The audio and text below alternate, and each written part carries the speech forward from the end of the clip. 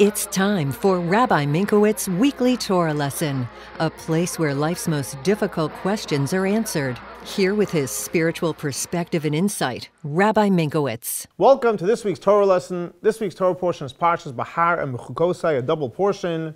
And the question of the week is, how can we invest in the future? So in this week's Torah portion, Parshas BEHAR, we learn about the mitzvah of the sabbatical year, where for 6 years you're to plow the land, and the 7th year you don't. How do you eat? Because God says, I'll make a blessing that the 6th year will be enough for the 6th, the 7th, and part of the 8th year.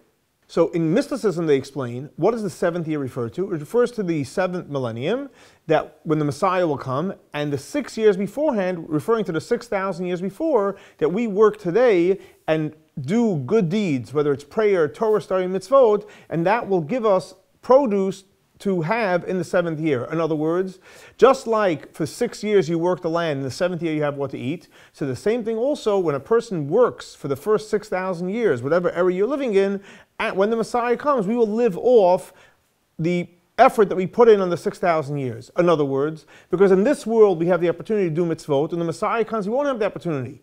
So how will we have blessings and profits when the Messiah comes? It comes from the 6,000 years that we produce mitzvot, that we will get the credit when the Messiah comes. So in other words, what's the best way to invest in the future?